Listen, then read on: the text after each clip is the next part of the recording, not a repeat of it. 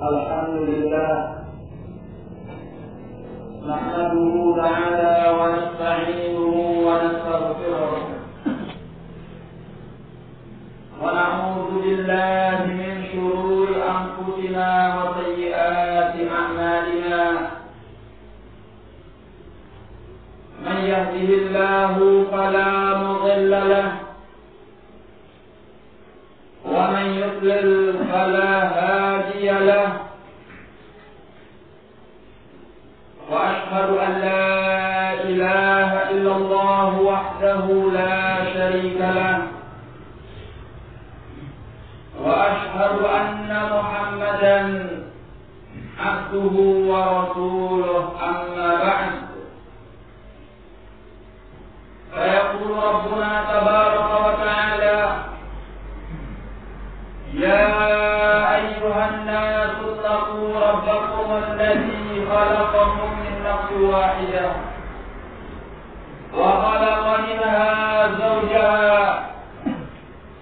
وبث منهما رجالا كثيرا ونساء فاتقوا الله الذي تساءلون به والأرحام إن الله كان عليكم رقيبا. يا أيها الذين آمنوا اتقوا الله وقولوا قولا سديدا يصلح لكم أعمالكم ويغفر لكم ذنوبكم ومن يطع الله ورسوله فقد فاز فوزا عظيما.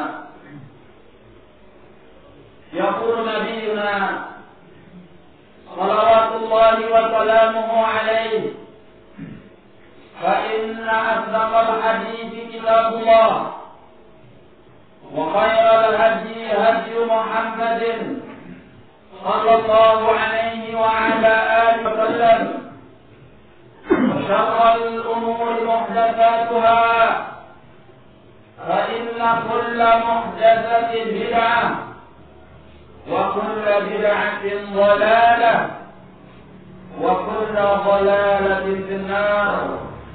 أعاذني الله وإياكم من النار. Ma'asyiral muslimin, sedang Jumat yang dimuliakan oleh Allah. Allah Subhanahu wa Ta'ala telah menurunkan kepada kita kitab suci Al-Quran sebagai pedoman bagi kehidupan kita, sehingga kita, wahai kaum muslimin, tidak terombang-ambing oleh berbagai ideologi dan ideologi yang lainnya.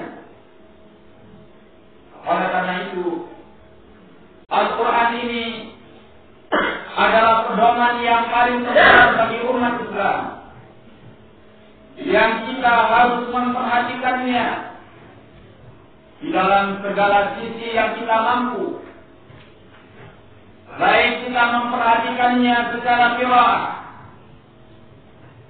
secara bacaan, ataupun kita memperhatikannya secara hifdzan, secara hafalan, ataupun kita memperhatikannya secara tadabburan, mentadabburi maknanya. Demikian pula kita memperhatikannya secara amalan, pengamalan dengannya, dan juga memperhatikannya secara dakwatan, mendakwahkannya kepada manusia. Inilah perhatian kita terhadap Al-Quran, wahai kaum muslimin, sehingga Al-Quran ini benar-benar menjadi pedoman kita dan sebagai pegangan kita, kitab suci yang kita muliakan, yang akan membawa keselamatan kepada kita semua. Al-Quran yang dinyatakan oleh Allah Azza wa Jalla: Alif Lam Mim, Dzalikal kitabu la raiba fihi hudan lil muttaqin. Alif Lam Mim, Dzalikal kitabu la raiba fihi. Itulah Alkitab yang tidak ada keraguan padanya sedikit pun. Hudan lil muttaqin, sebagai petunjuk bagi orang-orang yang mau bertakwa. Barang siapa yang takut kepada Allah dan ingin terlepas daripada siksa Allah, baik di dunia maupun di akhirat nanti, maka hendaklah dia menjadikan Al-Quran sebagai petunjuk. Al-Quran yang dinyatakan oleh Allah Subhanahu wa Ta'ala, Inna hadzal Qur'an yahdi lillati hiya aqwam. Bahwasanya Al-Quran ini menunjukkan kepada jalan yang lebih lurus. Barang siapa yang memahami, mengamalkan dan mendakwahkan Al-Quran, pasti dia selamat di muka bumi ini sebelum akhirat nanti. Al-Quran inilah yang telah dijabarkan oleh Rasulullah Sallallahu Alaihi Wasallam di dalam sunnahnya. Sehingga barang siapa yang ingin berpegang dengan Al-Quran, tidak mungkin dia meninggalkan sunnah Rasulullah Sallallahu Alaihi Wasallam. Karena barang siapa yang ingin mengamalkan Al-Quran tanpa sunnah Rasulullah Sallallahu Alaihi Wasallam, maka pengakuannya adalah pengakuan yang dusta, pengakuan yang palsu. Tidak mungkin seorang pun mengamalkan Al-Quran, mendakwahkan Al-Quran tanpa dia mengerti sunnah Rasulullah Sallallahu Alaihi Wasallam, yang mana Al-Quran ini telah diturunkan kepada beliau agar beliau menjelaskan kepada manusia apa yang dimaksud oleh Al-Quran. Al-Quran ini yang akan membela orang-orang yang memperhatikan Al-Quran, orang-orang yang dinyatakan sebagai Ahlul Quran atau Sahibul Quran. Al-Quran akan membelanya nanti di hadapan Allah Subhanahu wa Ta'ala.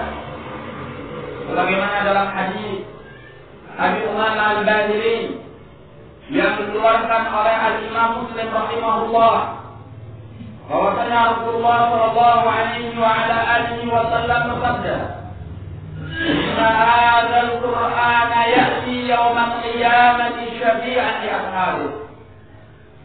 Sesungguhnya Al-Quran ini akan datang nanti di hari kiamat sebagai pemberi syafaat terhadap orang-orang yang mau memperhatikan Al-Quran ini, terhadap orang-orang yang dinyatakan sebagai Ashabul Quran.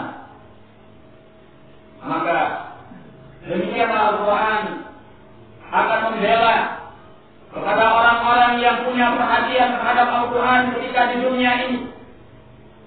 Datang dalam hadis yang lainnya, hadis An-Nawas bin Sam'an, yang juga dikeluarkan oleh Al-Imam Muslim rahimahullah, bahwasanya Rasulullah sallallahu alaihi wasallam bersabda, "Yu'ta bil Qur'an wa ahlihi yaumil qiyamah." Didatangkan Al-Quran dan ahli Quran di hari kiamat nanti. Taqdamuhum suratul Baqarah wa Al-Imran. Mereka akan didahului oleh suratul Baqarah dan Al-Imran. Kilahuma aw huma taqaddani an sahibihima. Yang keduanya akan membela orang-orang yang memperhatikan keduanya. Taqaddani an sahibihima. Bahwa keduanya akan membela orang-orang yang perhatian terhadap keduanya. Perhatian baik secara qiraah, tilawah, hifdzan wa amalan wa da'watan.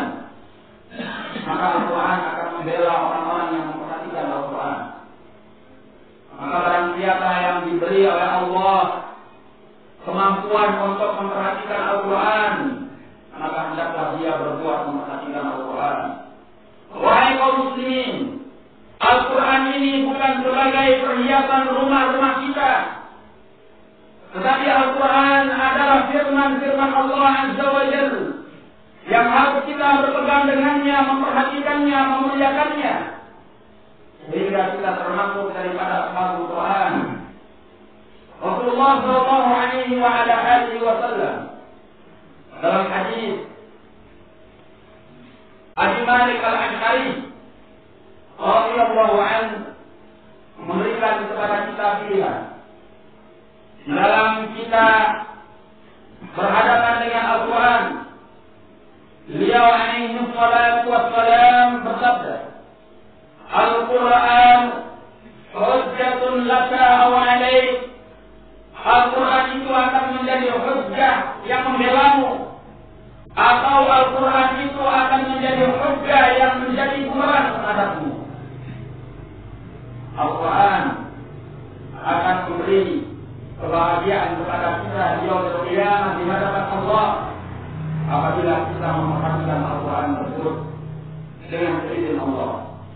Tetapi kalau kita berpaling daripada Al-Quran, sedikit atau banyak, kita tidak memperhatikannya, la qira'ah, wala tilawah, wala hifzan, wala amalan, wala da'watan, maka Al-Quran justru akan menjadi bumerang terhadap kita. Kita akan dihujjah di yaumul qiyamah dengan Al-Quran ini nanti. Ma'asyiral muslimin, sidang Jumat yang dimuliakan oleh Allah. Oleh karena itu, Rasulullah sallallahu alaihi wa ala alihi wasallam selalu mendorong kita untuk memperhatikan Al-Quran dengan apa yang kita mampu. Beliau alaihi salatu wassalam dalam hadis Utsman bin Affan radhiyallahu anhu yang dikeluarkan oleh Al-Imam Al-Bukhari rahimahullah, beliau bersabda, khairukum man ta'allama al-Qur'ana wa 'allama. Dalam sebuah riwayat, afdalukum man ta'allama al-Qur'ana wa 'allama. Sebaik-baik kalian adalah orang-orang yang mempelajari Al-Quran dan mengajarkan Al-Quran. Mempelajari Al-Quran dan mengajarkan Al-Quran. Ini adalah orang yang terbaik di kalangan muslimin. Karena Al-Quran adalah kitab suci yang diturunkan oleh Allah sebagai pedoman mereka untuk mendapatkan kebahagiaan hidup baik di dunia ini maupun di akhirat nanti. Wallahu a'lam bishawab.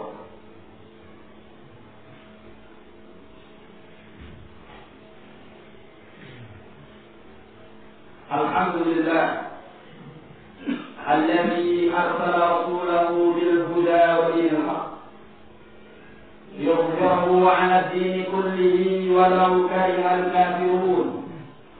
Asyhadu an la ilaha illallah wahdahu la syarika lah wa asyhadu anna Muhammadan 'abduhu wa rasuluhu, amma ba'd.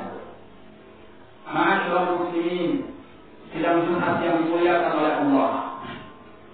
Kalau kita ingin kemuliaan, ingin ketinggian derajat, ingin keberuntungan dan kebahagiaan hidup di dunia wal akhirah, kita tidak usah mencari-cari solusi yang lainnya.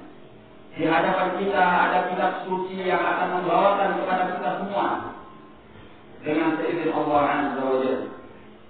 Bahkan sebaliknya, kalau kita berpaling daripada kitab suci ini, Allah akan rendahkan kita, Allah akan hinakan kita. Tentunya kita semua tidak ingin yang demikian. Dalam hadis yang diriwayatkan oleh sahabat Umar bin Khattab radhiyallahu anhu, bahwasanya Rasulullah sallallahu alaihi wa ala alihi wasallam bersabda, "Inna Allah yarfa'u bihadzal kitabi aqwaman wa yadha'u bihi akharin." Sesungguhnya Allah telah mengangkat dengan kitab ini, yakni Al-Quran, aqwaman, beberapa kaum, wa yadha'u bihi akharin, dan Allah rendahkan dengan Al-Quran ini beberapa kaum yang lainnya. Barang siapa yang mereka dinyatakan sebagai ashabul Quran, pasti diangkat oleh Allah Azza wa Jalla. Berapa banyak orang-orang yang tadinya direndahkan oleh manusia, tidak dipandang oleh manusia, bahkan mereka dari kalangan ajim, kemudian mereka diangkat oleh Allah Azza wa Jalla dengan ilmu Quran. Mereka menjadi para ulama yang dimuliakan di hadapan manusia sebelum di hadapan Allah nantinya. Mereka adalah ajim yang dimuliakan oleh Allah dengan Al-Quran.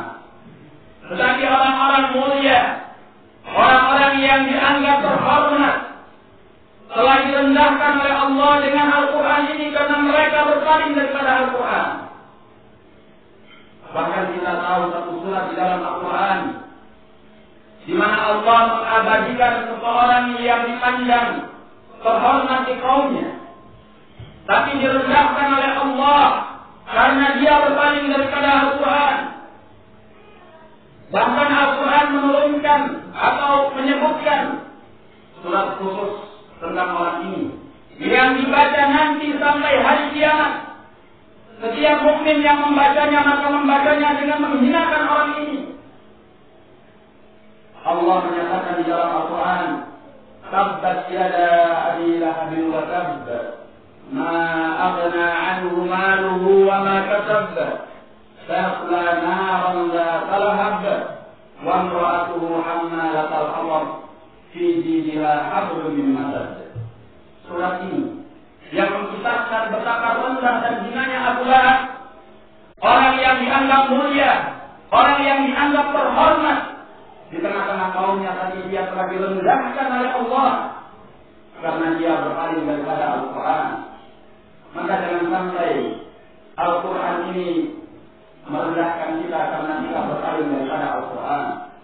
Marilah kita mengangkat kembali, menata kembali semangat kita untuk memperhatikan Al-Quran, qira'atan wa tilawatan wa fahman wa tadabburan wa amalan wa ta'atan, sehingga Al-Quran ini benar-benar menjadi kitab suci kita yang kita jadikan pedoman kita dalam hidup kita.